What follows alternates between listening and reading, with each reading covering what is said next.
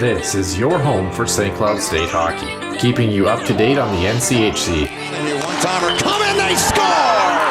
Ripped in! A bomb from Pervix! Women's WCHA.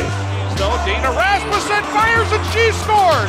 Dana Rasmussen for the Huskies alongside The National Hockey League. Dwayne Kaprizov in for a chance to win it! He scores! Kirill, the thrill is for real! Welcome to the NHL, a game winner! And everything from the state of hockey. St. Cloud Cathedral is now 42.6 seconds away from wrapping up the school's first ever title. Welcome to the Huskies Warming House Podcast Den.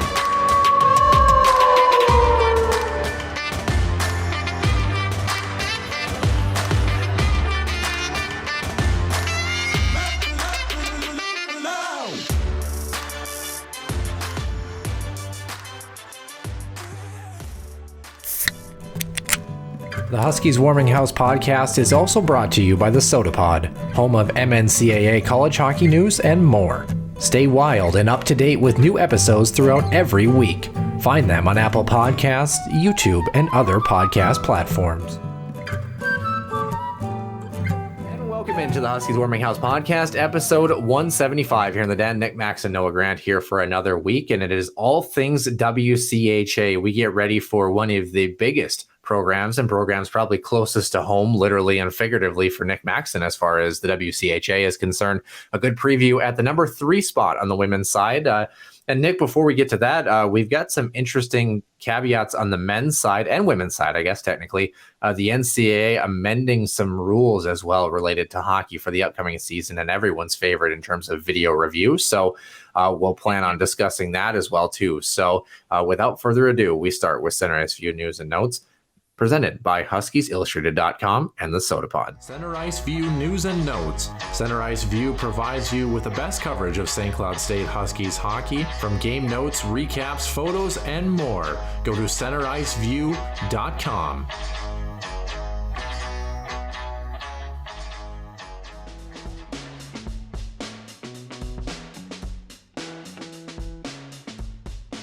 Welcome in to the main portion of the show. Nick, Max, and Noah Grant here in the den for another week. Nick, actually just previously fresh off some really good recordings, some work with MNCAA and our partners at the Soda Pod, by the way, too, and a really good discussion. We got to talk about the NCHC, some college hockey players, some local Minnesota products, one specifically from Prior Lake that's made a move to the NCHC, if you can piece that one together, obviously. So great discussion on MNCAA and the Soda Pod, so you definitely don't want to miss that. We had a really good time with that one.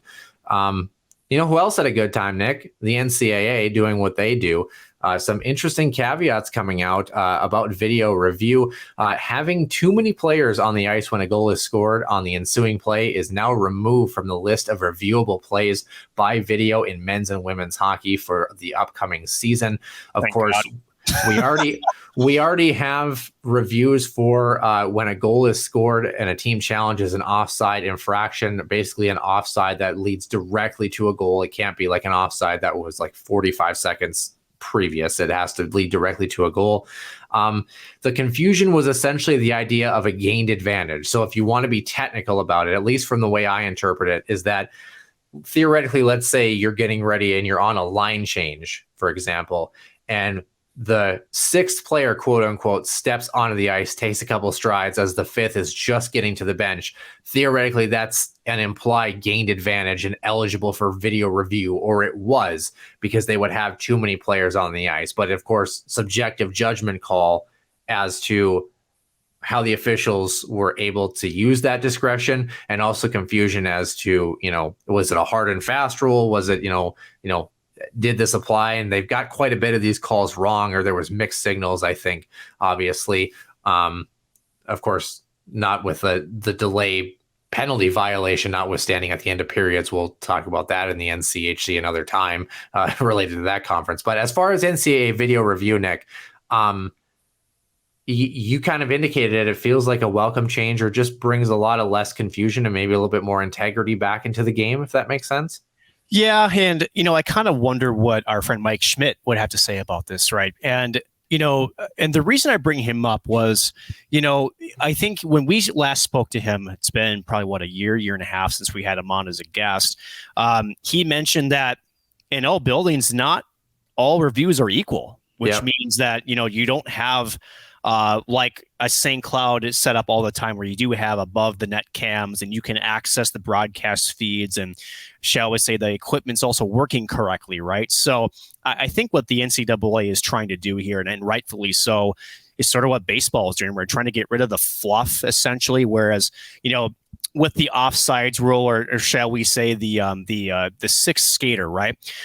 Essentially, it's the judgment call you're talking about, Noah, is did that person that's coming off the bench versus the player still on it, shall we say, was there a direct impact on the play? Yeah. Right. That's sort of the judgment call, right? So I guess a good example would be the puck's already in the offensive zone.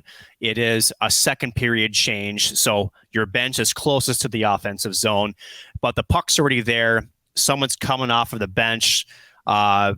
The play is already ahead of him. The sixth player is on there for maybe another couple strides. Did that action actually gain the advantage of the team while they had it in the offensive zone? Not necessarily, right? However, let's say that there's a rush coming through, right? And the puck is at the red line. And that same forward player is on the far end of the bench, meaning closest to the blue line, right? That player steps onto the ice, receives a pass, and all of a sudden now the play is being advanced, and now as a defensive pairing, you're an advantage in a sense there. Player hasn't come back yet. That's kind of an obvious one. I'm trying to communicate what essentially your discretion in here. It's basically, has either player during that line change, have they become an active participant of the play, essentially? Yes. Yeah, and I think, just trying to outline a more of like an actual scenario base, right? For some fans to understand it. And that is sort of what they're trying to look at, is if that is what it is, sure. But they're not going to go back to video review for that, which I think is good. It's going to be a discretionary call. There's going to be controversy. There always is. There's Astic Perbix and a jersey pull. We know that as Husky Warm Rails podcast fans. But at the end of the day, right, the other thing that came out of this, and I know we'll probably touch on this, is it sounds like if there is, say, an offsides call, right, they're only going to essentially focus the review on was the play offsides and not anything that's after that or the, shall we say, the result of that. They really want to focus on, okay, was the play indeed offside? They're trying to eliminate these longer delays. And again, we talked about some of the technology challenges that could be arena-based or network-based that could impede that. I think that's part of what they're trying to bridge, honestly, is that there isn't a broadcast standard across NCAA hockey. It is sort of a location-based and specific type scenario. So I do think that this review will be better for, obviously, the game. It's going to be better for the flow of the game, and certainly fans will think it because they're not going to be waiting 10 to 15 minutes for a play to essentially be determined whether it should be called good or not.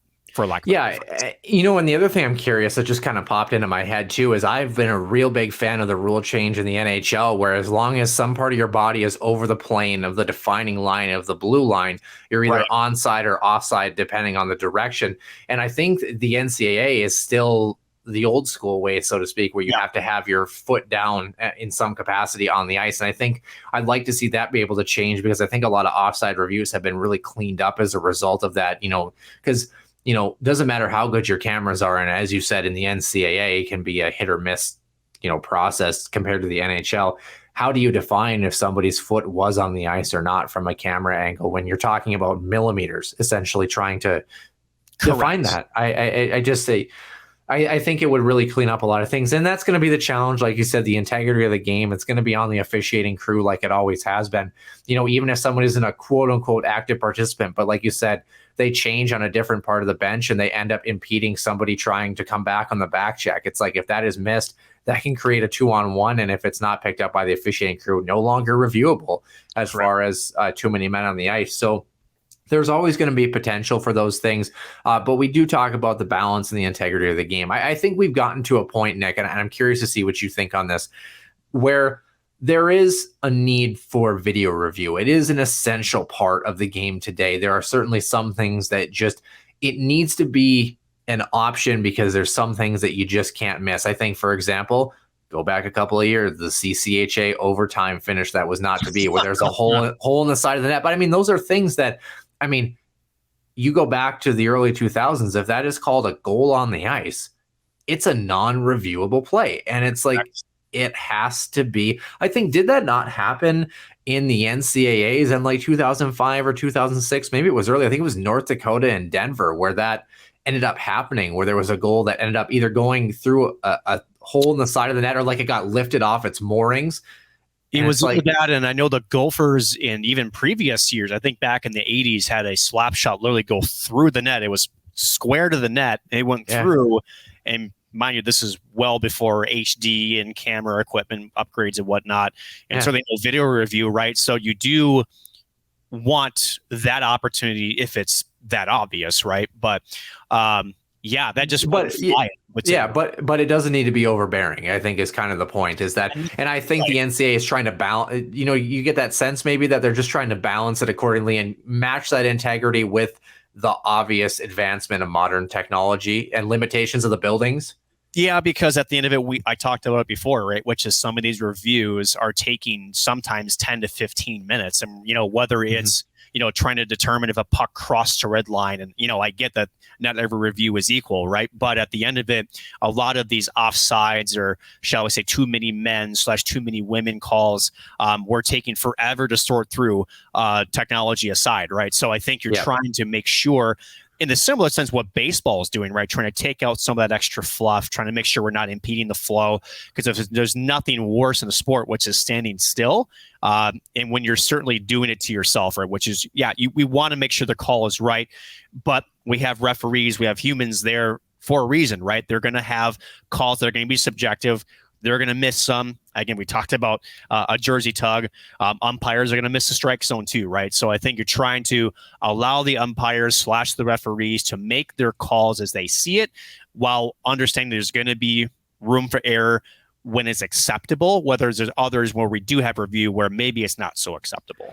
Yeah, certainly would agree. And it just kind of, like you said, balancing that line accordingly and matching that integrity of the game. I think when you talk about video reviews, you get that feeling of when it's going to take too long, where you see the replay right away and they're going to review and you're like, oh boy, here we go. Like one of those where you're like, we should probably go to the bathroom and grab some popcorn because this is going to be a minute kind of thing.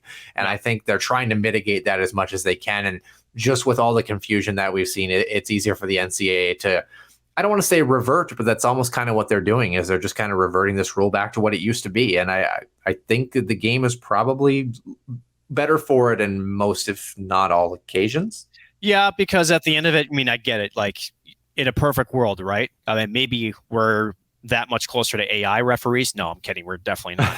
But, it's like, what's the impact of this call, right? And trying to, do we know some of this? Does it lead to a goal? Sure. But do we need to spend 15 minutes video, on a video review, or do we really need the referee crew as a whole, right? Because mind you, the NHL, and I think this is what's interesting, Noah, right? And that is, in the NHL, a major penalty could also be technically sort of called by a linesman, depending on what it is, right? Yeah. So, pardon me. Speaking of, making calls, right? Apparently, my what did you hang out with? What did you hang out with Joe Pavelski lately? I think so, right? Oh my gosh. So, but to that notion, you kind of wonder if the onus now is going to be on the group as a whole, right? All three, usually it's 3 referees on an NCAA sheet, whether that linesman or 2, maybe it's 4, is going to be tasked to identify or watch the line changes, right? Again, in the NHL, it's mostly the referees in charge of that. I'm not sure exactly if it's any different, or it may be similar to the college hockey scene. I imagine it's similar, but maybe that's going to be an emphasis that they just say, hey, we can control this with our referees that we have. We don't need to go to video review. We can conference it. We can, huddle together. We can determine whether, this should be allowed or not, and then come to consensus, and let's not waste sometimes up to 10, 15 minutes determining a call. Let's get together, take 1 or 2 minutes instead, come to a consensus, and we can move on with the game after that. Absolutely would agree. And I think we've talked about it in previous years with the NCHC as a whole and the challenges with officiating that they've had. Obviously, just no sense to add to that. And like you mentioned, changes in building St. Cloud with the broadcasting setup that they have, North Dakota with, the fact that North Dakota has a pretty good building in general versus maybe Kalamazoo and the challenges that they have with having an older building, so to speak. So a lot of, or sight lines just in general. So a lot of obviously changes, of course, challenges, of course, smaller buildings on the women's side as well, too. One of the best filled buildings, though, of course, Ritter Arena, the Minnesota Golden Gophers. Nick, now we moved into the home slots for the women's side last time that we previewed WCHA action with Duluth, who, of course, finished in 4th place last year. A bit of a switch up, our first real switch up here in the WCHA. Yes, you had to wait a long time for it, but we do have a different mix than what was finished last season. Minnesota, of course, finishing with 68 points, 2 points shy of Ohio State, 8 points clear of the 3rd place Wisconsin Badgers. However, the Minnesota Golden Gophers playing at home, Ritter Arena, 3,400, actually very comparable to Ed Robeson and the Tigers, by the way. Comparable to Mullet Arena, too, for those who are keeping track. You went there, not me. I did. The Gophers, though, very storied program. We have them coming in at number 3 this season, potentially taking a step back here, Nick. And last year, obviously, a very successful season. I mean, there's no doubt about that. Had a really good look at another national championship on the cards last year. Let's start there. Very good season for them, finishing second in the WCHA by a very small margin to the Ohio State Buckeyes. What did we see? Well, so first talk some stats, right? Because you're a stats guy. I'm surprised you're not like Amazon Analytics or something like that. But here we go. 36-3 overall. By all standards, that's really good, right? 22-3 in the WCHA, 18-2-1 at home. They just never lose at home except for one time. 11-1-2 away, 1-3 in neutral sites, which is kind of curious to them. 3-2 in non-conference, 5-1 in the playoffs. So, yeah, just overall, I mean, by the numbers, that's a damn good season, right? So, again, we talk about the Golden Gopher women's program, how they've been a storied franchise, how they've had success year in and year out. They're always a competitor in the WCHA and on the national stage, right? So this isn't really a surprise, right? But maybe this is the surprise. 4-1 against St. Cloud State in the regular season. They did lose 4-1 in the NC Hall of Fame game. So here's my thing, Noah. There was I don't want to say like there was problems with the game, but they showed at times a chink in their armor. And I think it was sort of interesting because in those games that they lost, we saw that it just seemed like the offense went dry and more so, I'm not sure if you got the same thing, but it seemed like they got frustrated at times. It almost seems like, they weren't enjoying their free space and the ability for some of their players to take over hockey games, and they weren't getting the bounces. And, credit to also some of the goaltenders who kept their teams in the hockey games. But you really saw Minnesota really not able to break through as easy as they have in years past. And I really think that sort of mentality is also what kind of cost them in the postseason too. But in the regular season, we saw that, again, at times the offense just wasn't as explosive. They just didn't finish as often as we normally would see. Yeah, using that free space worse than a bingo card, right? I mean, it's just, it's interesting because you're exactly right. There were certain games where, and it was almost if they didn't get off the normal offensive production that they were accustomed to. Now, against the top end teams, your Ohio States, your Wisconsins, your Duluth, tight hockey games throughout most of the season. But at the same time, St. Cloud, moreover, early on in the season as opposed to later in the season, really gave them fits and a run for their money. And, the only thing that stinks for St. Cloud is it just happened to be that game on the 7th of November where they won 4-1 was a non-conference game. I mean, that's the thing that just kind of stings if you're a Huskies fan, obviously, thanking your lucky stars if you're a Gophers fan, of course, here. But, I mean, even the month previous in the middle of October, 4-2 and 2-1 victories against St. Cloud in the home and home. So, I mean, a couple of tight contests really took them a while to kind of get warmed up in the season, besides a pretty good shellacking, 20-4 over the course of the weekend weekend against Mankato, second weekend of the regular season. And I mean, good showings against Bemidji State, but I mean, two teams that really didn't have the greatest of years. So, I mean, shootout loss against Ohio State was their first true loss of the season before St. Cloud came along.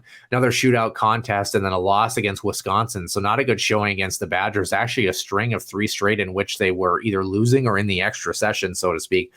4-3 loss against Yale, by the way, before heading into the month of December, which was curious. I'll say this, though, Nick. I mean, if you really want to talk about rebounds, they followed that up with winning 13 straight.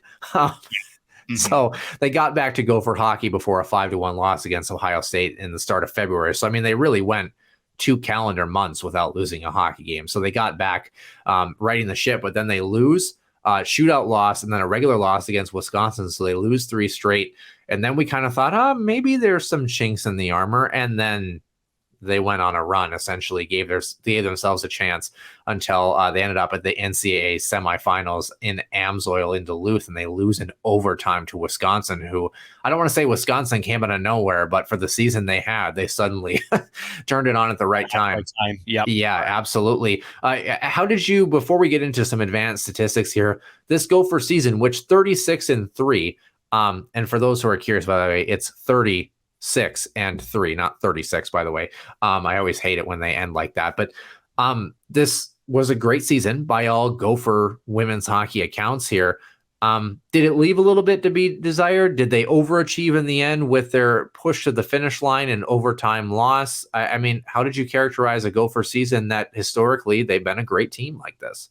So one thing that jumps out to me, right, and this is kind of where Gopher hockey, and again, it wasn't a consistent factor, right? So when they kept close with St. Cloud, and then some of these other teams that normally they kind of handled, right? Again, they had great winning streaks, but it was when they got frustrated.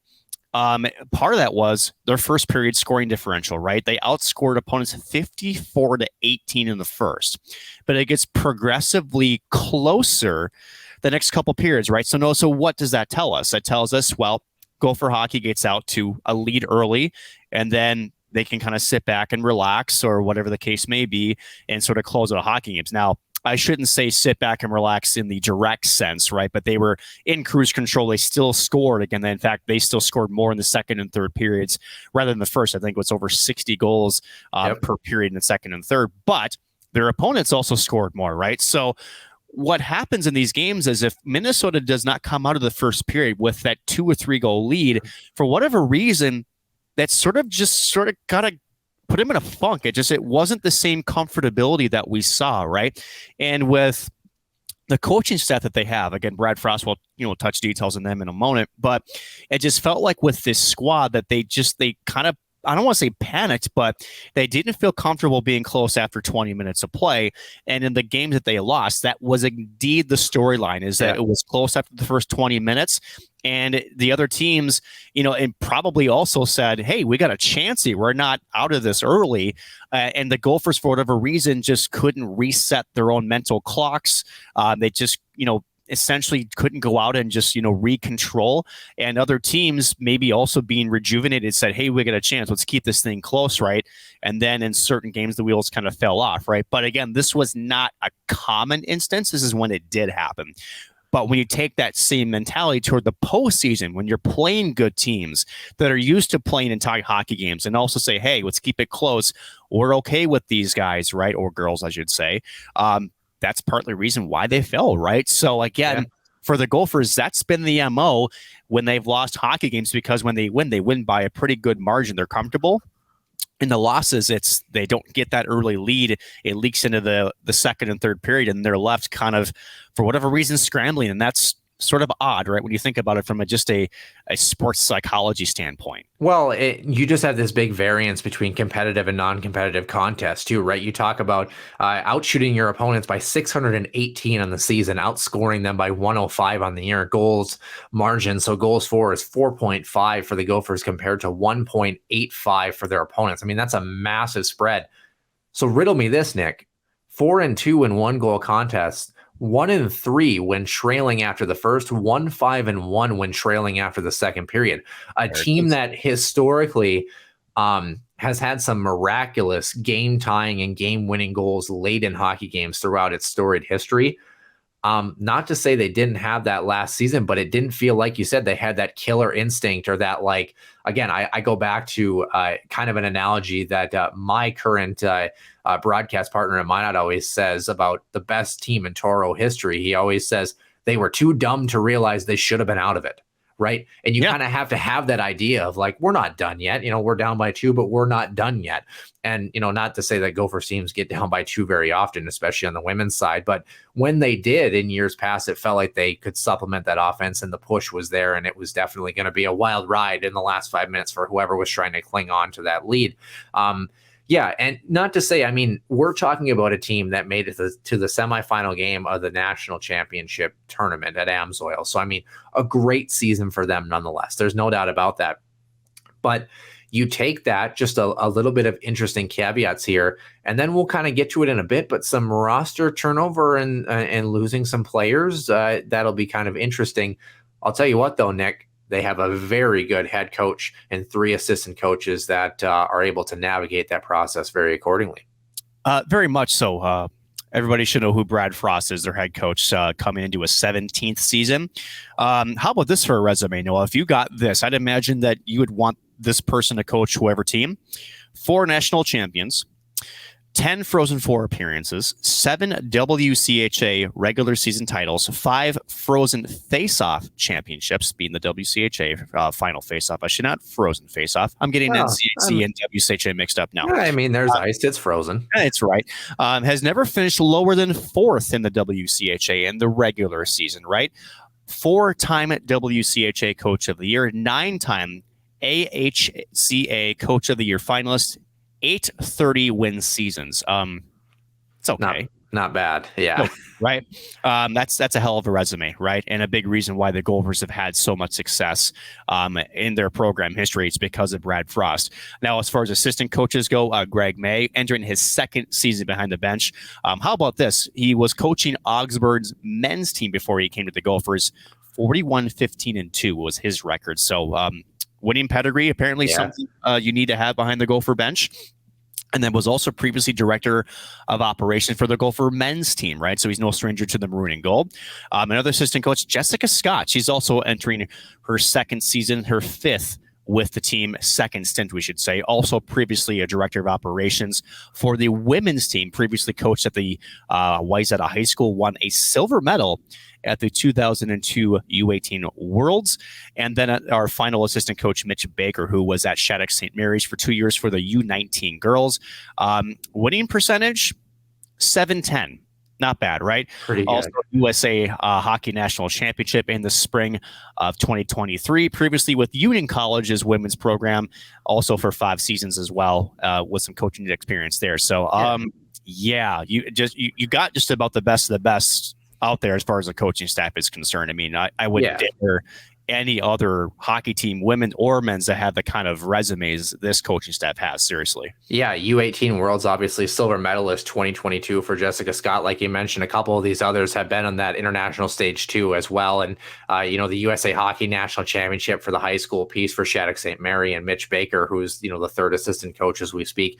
I mean, I just think what stands out to me is that you have Brad Frost, who of course has done amazing work. But again, we've talked about these good coaches are never afraid to surround themselves with really great people, really great supplementary staff that are able to bring a world of experience and able to balance that accordingly. Greg May, of course, his pedigree on the men's side. Jessica Scott, we just mentioned her U18 silver last year. Mitch Baker, of course, good high school developmental level, able to kind of handle the development piece, knowing where a lot of these gals are coming from and getting ready to enter into the fold for Gopher women's hockey as well too. So, I mean, a great coaching staff able to give themselves a chance here, Nick. But they obviously have a lot of roster turnover. I think that might be a really good place to start here before we talk about players that are returning. We've got some departures, Nick. 6 forwards, 3 defensemen, and 2 goaltenders, one of which is a transfer out on the goaltending side. But the rest of those, the other 10, by the way, they are all graduates. Just on their way out. A big class that stuck around and is now on their way out. Who the heck are the Gophers losing? Some big names, right? So I think the biggest one they'll be losing is Grace Zumwinkle. You mean anytime that she was on the ice, it was like, hang on to your hats because she could always do something special, right? On the forwards, Taylor Heisey, another really, really good forward. Katie Skaya, also another really good forward. Emily Oden, Abigail Boreen, as well as Savannah Norcross. So rounding out the forward group, that's a lot of firepower you're missing up front.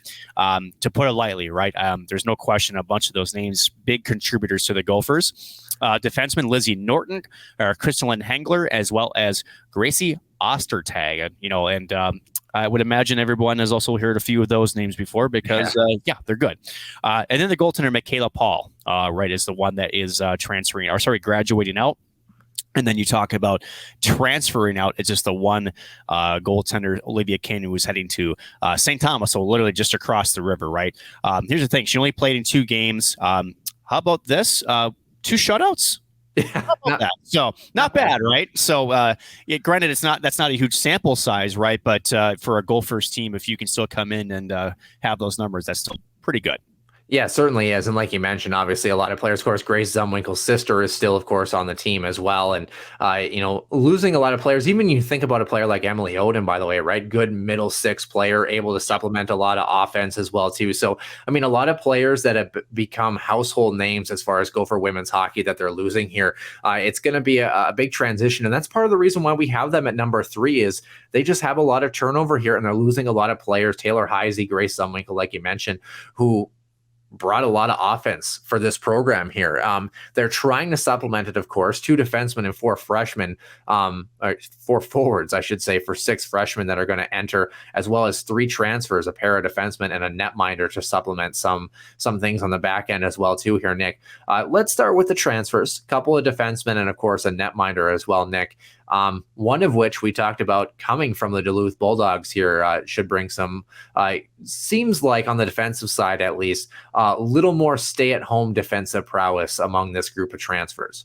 Yeah, that's Taylor Stewart, who you're talking about. She'll be a graduate senior. Again, not the numbers as far as offense. Again, 4-4 for 8 points again, but you're looking more for her to, again, be that shutdown role, maybe contribute things here and there, but more to be that 200-foot defenseman that's going to be your safety valve, right? And I think, again, with some of the firepower that you're missing up front, you need a little bit more of that, shall we say, that confidence in your back end that you can stop the opposing forwards, right? They're also going to get another senior defenseman coming from this time Princeton. It's a Solveig Nunzer to sort of kind of balance it out a little bit. But yeah, I think these are great pickups for Gopher hockey, right? Because you need to have that stability in the back end, especially when you have question marks up front. That's been your identity for the longest time under Brad Frost. Need to be able to maybe get yourself out of some things here, especially early on. And then bringing in a graduate goaltender, Lucy Morgan. She comes via St. Lawrence. Pretty good numbers, actually, in 35 contests. 2.26 goals against, as well as a .915 save percentage. So as far as the transfers goes, again, upperclassmen, good numbers, but definitely defense first for these guys coming. I shouldn't say the guys, these girls coming in to help with the Gophers in this kind of a transition year, if we want to say, because again, a lot of upperclassmen that are leaving via graduation. And again, this freshman class that we will talk about here in just a moment, Noah, this is not a very big freshman class either. So, which is both good and bad. Yeah, I mean, 6 players, though, obviously. I mean, you want to talk about total. I mean, you're ending up bringing in 9 players total. So, I mean, trying to supplement that, obviously. You lose 10, you bring in 9 and kind of see how things shake out. Like you mentioned, a little more defensive-minded. And Princeton and St. Lawrence, you're curious to see for the transfer side of things, how they move over into the WCHA. But, Nick, freshmen, of course, 2 defensemen, 4 forwards here, and they continue to get better and better. The Gophers... Yeah, I mean, what do we have on these freshmen here? So you talk about coaching resumes. How about the resumes of these freshmen? Let's start with the defenseman, as you mentioned, Josie Hemp. Is this good? 109 points for 106 games as a high school player over 4 seasons at Minnetonka. Yikes. Yeah. Holy cow. Yeah, 2 at Andover and 2 at Minnetonka, correct. Yep. Yeah. So how about this? Of those 109 points, 84 of those assists. So you talk about, maybe a good puck moving defenseman, good distributor, and also a great skater, right? We've heard that about Josie Hemp here in her time with the essentially the high school leagues and all the coverage with her. She's going to be very, very hard to contain with everything that I've been reading up on her. A very similar person, right? And mind you, both of these players are state champions at some point, right? Ellie Kleppinger, I believe is her name. Also, how about this? 83 points in 126 games played for Minnetonka. Spent 5 seasons there, 58 assists in her career. She was a captain last year, as well as was Josie Hemp was a captain. How about this? 2 state titles to her names, and also was at Breck for her first 3 seasons. So a couple of storied programs, again, Breck as well, and then going back to Minnetonka. Apparently Minnetonka is just a recruiting train for the Gophers. Yeah. As their first forward also comes from Minnetonka. How about Ava Lindsay? Was at Breck for 4 years first, and then Minnetonka for 2. So if I'm doing the math, that means she was a player since her 7th grade year. Holy cow. Okay. Well, why is that? And she's only 5'6" too, which I mean is not short on the women's side, but I mean it's when you're a 7th grader, you're still kind of filling into that height, obviously too. So I mean, correct. But it's not the size of the dog in the fight. It's the size of the fight in the dog. And if you score 216 points, sorry, did I read that again? 216 points in 150 career games played across 6 seasons of high school hockey, 88 goals, 128 assists to break that down. A 3-time state champion, as well as a 2-time World Junior Championship medalist. Holy hell, is that a resume that the Gophers are coming in? So you talk about supplementing offense. There you go. There you go. Found it. The scary thing is we got 3 more forwards. Is that? Yeah, that is the scary thing. But that's going to be probably the headliner as far as the forward is concerned, right? But then you're bringing in Lauren O'Hara. She's 5'11". So you talk about the size and reach and the skating ability. She's going to provide that. Wasn't too bad either. 170 points in 127 games as a high schooler. Split her time between both Centennial and Spring Lake Park. So a little bit different skill set, Noah, but still can put the puck in the net at will, it looks like. So holy cow. Speaking of, let's do this. We're going to go to Isa. Is it Isa Godel or is it Isa? Yeah, Isa. Take your pick. Isa. Okay.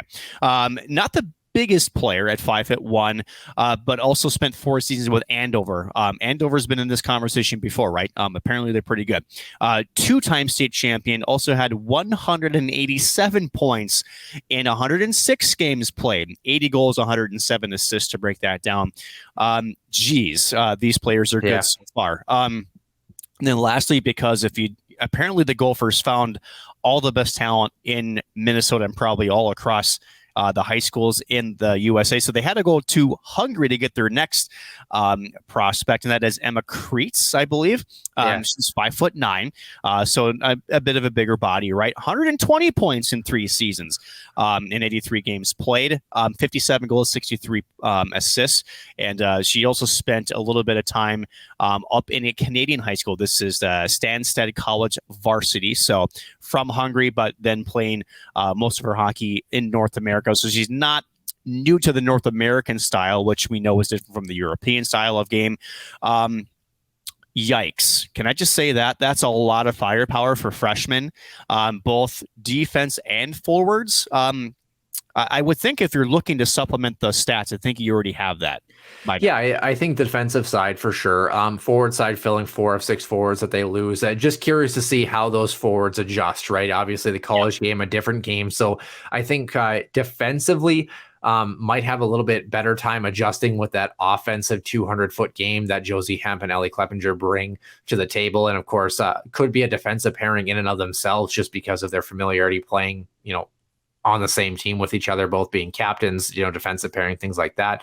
On the forward side, just curious to see if that production translates. We always talk about that, especially on the women's game. If you play for a really good team, really good program, you have that production to go with it. So obviously 6 really great additions on the freshman side that the Gophers are going to use very handily. And like we said, I mean, they're going to be able to supplement a lot of that offense. The question is, how quickly are they going to get to that point?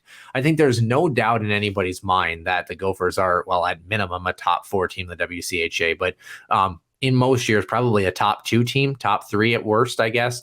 And they have a chance to be that again this year. I think for us, we talk about you lose Michaela Paul and Olivia King in the goaltending side as well. You bring in Lucy Morgan from St. Lawrence to fill out some of that net mining piece. But curious to see how the net mining battle continues to evolve here, Nick. Obviously, last season, you have Skylar Vetter, who of course is a sophomore. She carried the bulk of the weight, a 184 goals against and an 811 saves, for a 926 save percentage. I was going to say, if you have a 184, you shouldn't have an 811. That would be.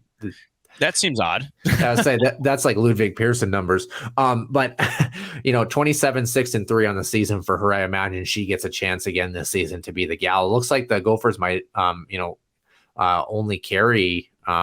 I believe, if my math serves me correct, does that mean I think they only have 2 netminders next season? If that's what it looks like. Yeah, if my math is right. I've so never Lucy, been great at arithmetic, but I think 1 + 1 is easy for you. When people hand me the stats card, it's a lot easier than when I have to read it myself. But I mean, like we talked about, Taylor Heisey, Grace Zumwinkle, 67 and 61 points respectively. They're both gone. Abby Murphy is the next best scorer, a sophomore last season, entering her upperclassman year this upcoming year, just shy of 30 goals with 50 points on the season. So, but I mean, Abigail Barine, Katie Skaya gone as well before you get into some of the other scorers that will be around. So it'll be interesting. You're losing some of those top heavy scorers that we did see in years past. So again, can someone supplement that offense by being that standout player or two, or are they going to kind of do more of an aggregate thing where you're starting to see more players in the 30s and 40s as far as points, but you see a lot more of them in terms of their production? So it'll be interesting to see how the Gophers kind of run through things. Nick, as we pull up, by the way, the individual statistics, we mentioned the netminder and Skylar Vetter last season, but I mean, is there any player, Ella Huber, Peyton Hemp, both had really good years, just shy of 30 points last season. Are there other players that kind of stand out to you as far as returners that you think are poised for another really big year? Abby Murphy is the big one, right? The sophomore, now will be junior. How about this? 29 goals. She was second on the team with that mark. 50 points was third best. So, mind you, Taylor Heisey, Grace Zumwinkle were the 2 that were above her. They're gone. Abigail Barine and Katie Sky were the 2 below her. So, she is their top scorer that's returning. So to me, it's Abby Murray. Now look at this, 146 shots too. So you talk about a player that is, the grip it and rip it type. That's Abby Murphy. To give you some comparison, right? Same as Abigail Barine, 146 shots. The other 2 that had over 100 were both Heisey and Zumwinkle. So to me, it's Abby Murphy that's going to be probably leading the charge on the offense. To me, she's going to be the player to watch 110%. Yeah, I think the thing that's honestly crazy, by the way, speaking of Grace Zumwinkle, who is exiting with 208 shots in 39 contests in her senior season, Nick, that's 5.3 shots per game. That's a pretty good shot volume. Yeah. Plus 35 on the season, in case anyone was curious. There was only 1 player on this team that finished with a plus minus that was below 0. And they were -1, by the way, as well, too. So, I mean, obviously a very good program that the Gophers bring to the table. When you're 36 and 3, obviously you're going to continue to bring that production. So this Gophers team, no doubt about it that obviously they're a great program, of course. They're going to bring that effort like they have in years past. But Nick, at the same time, I mean, you look at their schedule that they have coming up here, and it'll be an interesting one. They start with Durham West for an exhibition game in the middle of September, and then they match up with RIT. They're actually headed to New York for their first real NCAA test, October 6th and 7th, before taking on St. Thomas October 13th. It's at the Xcel Energy Center, so that's really cool. I'd love to see a great attendance October 13th at 4 o'clock, and then, of course, they play in St. Thomas the following night on Saturday. So that's kind of our start, and then they actually have St. Cloud for a single game set October 17th at Ritter Arena. That's on a Tuesday. So St. Cloud will actually travel to Ritter Arena and Minnesota. Ohio State will host them the following weekend, October 27th and 28th. So really they play on that Tuesday. They have the weekend off, and then the following weekend they go to Ohio State, I should say. And then they're home and home against Mankato, traveling up to Duluth in the middle of November. And then holiday-wise, they're actually headed to the nation's capital in D.C., Arlington, Virginia. Cornell and Harvard are going to be the matchups for the tournament, the D1 and DC tournament for them before getting ready for the month of December. They host Bemidji State and then travel for that single game set again. The single game sets always throw me off. This one's in St. Cloud, December 5th against the Huskies, and round out the first half of the season against Wisconsin at home. So a lot of home games here to start off for the Gophers here. Kind of an interesting schedule with some interesting matchups here. Gophers team has been no stranger to it. Anything you pull out besides those random Tuesday games against St. Cloud? St. Cloud does not have a traditional home and home against the Gophers in the first half of the season.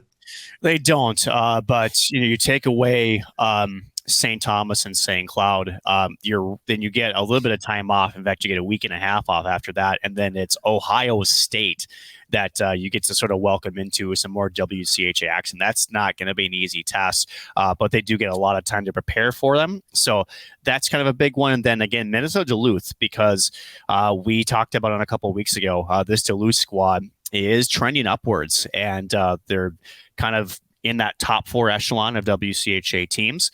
And I'm curious to see what Duluth does with this first matchup against the Gophers, and more so where the Gophers are at, right? Because again, we talk about how, this Gopher team, talent's losing, but also talent's coming in. There's a lot of youth to this Gopher squad, and Duluth has given them fits over the last season or two.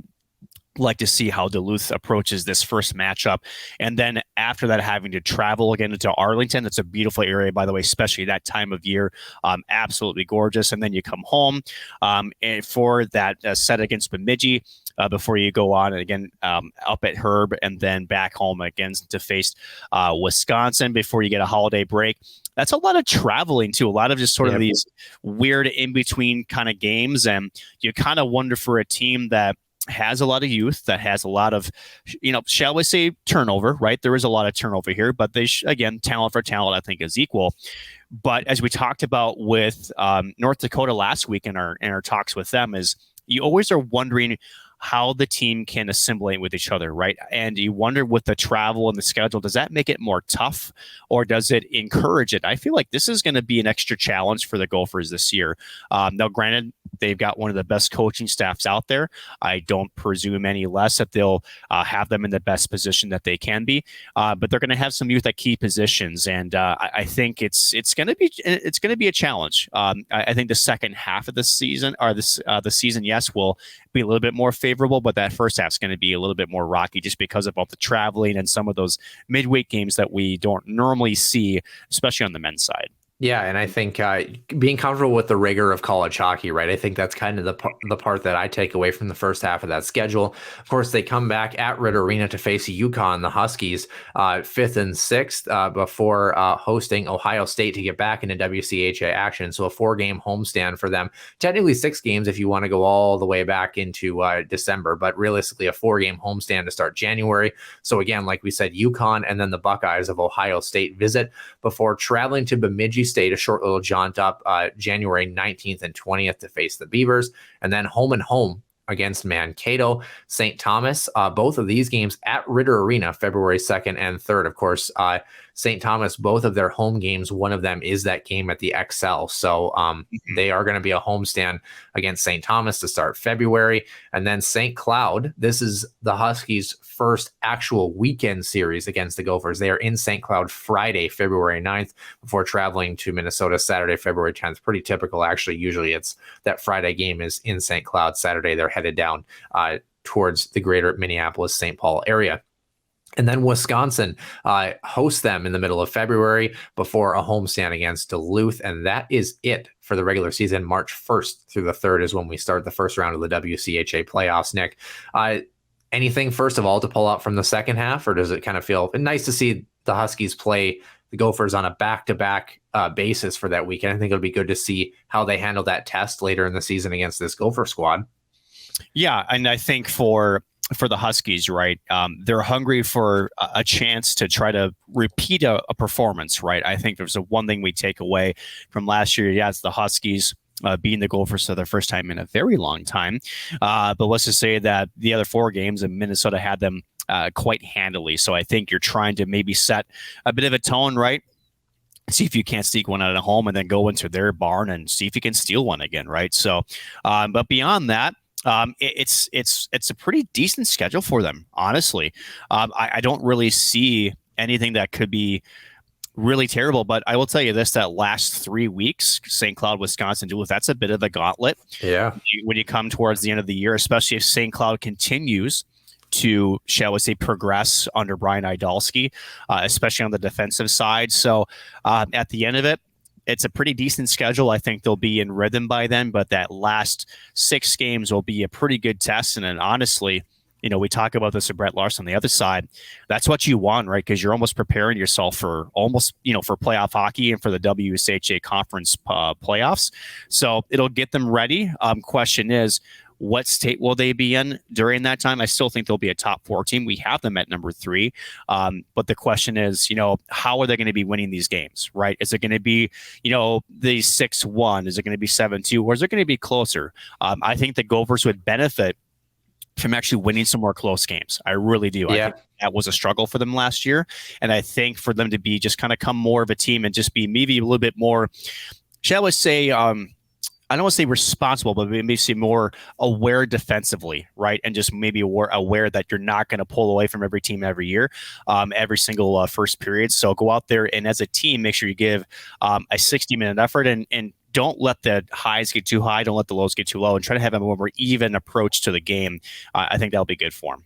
Yeah, certainly will be. Obviously, looking ahead to their upcoming season, like you mentioned, some more close games, and just being able to manage the pace of play. I think when you're a good team and, let's say you go to a weekend, you're playing a team that maybe you should handle, you're winning, 6-1, 7-0, whatever it is. And then you follow it up, you're playing Duluth, Wisconsin, for example, who have historically given you tough matchups in recent years, being able to kind of go from 0 to 60 real quick, as the kids say, being able to handle that change, I think is big. So I think if you're Brad Frost, part of that, holiday tournament in Arlington too, is being able to play 2 teams that, like Harvard, for example, that maybe won't give you a too big of a test on paper, but can you just handle the simple travel? Can you handle the travel, being able to play a team, not having bus legs, being ready for that matchup? Because when it comes to national tournament time, you're traveling to a different location. You're facing teams you maybe haven't seen before. You have to be able to handle that process a little bit here. So for the Gophers, we have them picked at 3rd, but if they bring the offense, certainly could finish 2nd or even 1st in this conference. There's no doubt about that. They are a good hockey team. But I still do think, just with the big roster turnover, we talk about this a lot. There's a lot of unknowns with this Gophers team. Goaltending hopefully should be okay, but you never know. Not that you ever want this to happen, but injuries do happen. So if you happen to have something like that happen, especially at the goaltending position, you only have Lucy Morgan right now as the backup. So she's going to have to jump in potentially and do something if injuries withstanding, or who knows, maybe she'll have a great camp and we might have a contested position in that crease for the Gophers as well too. So curious to see how Brad Frost plays it. The Gophers do see the Huskies 4 times, a pair of Tuesdays at the start of the first half of the regular season, before a true weekend home and home, Friday in St. Cloud, Saturday at Ritter Arena for the Huskies and Gophers matching up. What do you expect for St. Cloud, who has them in single game sets and then an actual weekend? How do you approach those 4 hockey games in 3 different standings? Well, as a coach, right, you approach them the exact same, but as a player, right, because sometimes you're playing a weekend series and then you're getting 1 day off, right?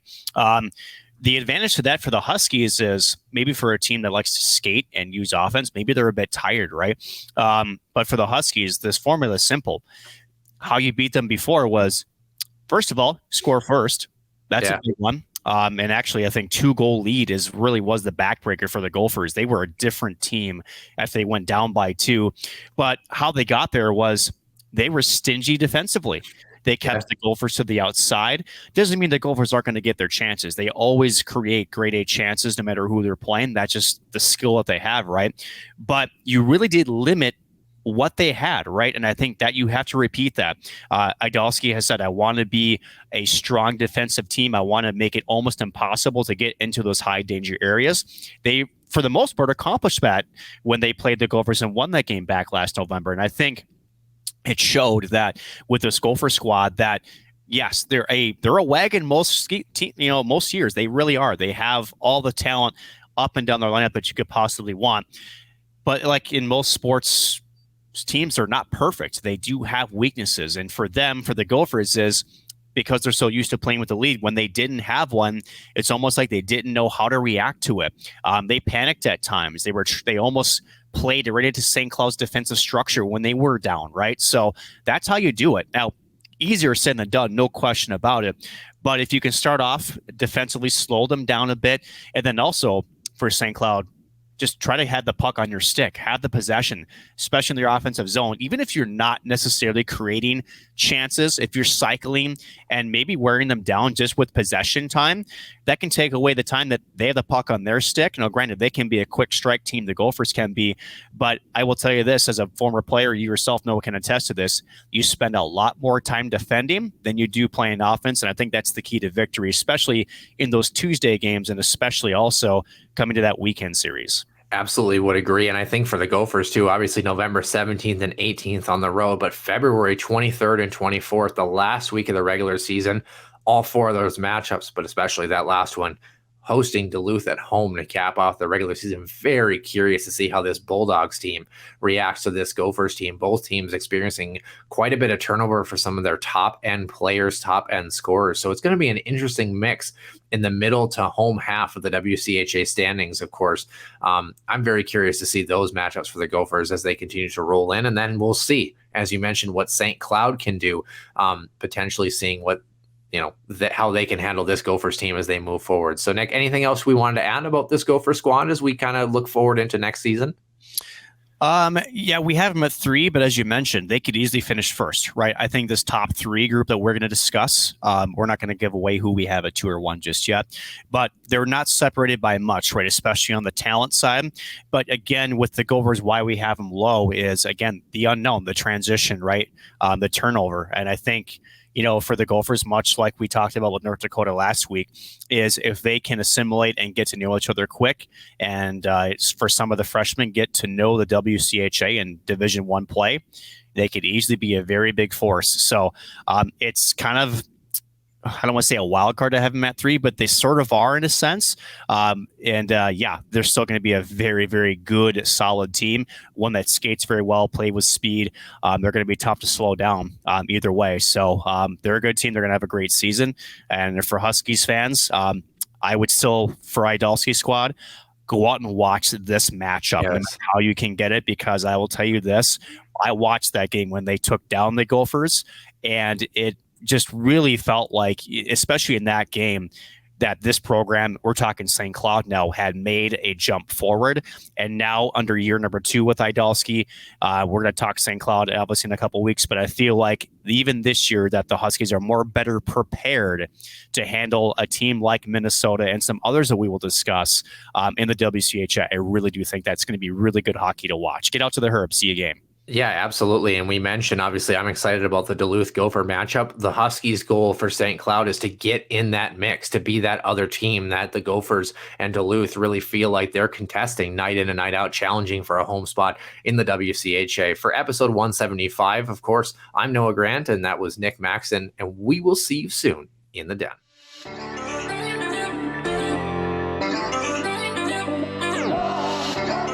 One-timer coming, they score! Ripped in! A bomb from Pervix! So Dana Rasmussen fires and she scores! Dana Rasmussen for the Huskies. Dwayne Kaprizov in for a chance to win it. He scores! Kirill the Thrill is for real! Welcome to the NHL, a game winner. St. Cloud Cathedral is now 42.6 seconds away from wrapping up the school's first ever title.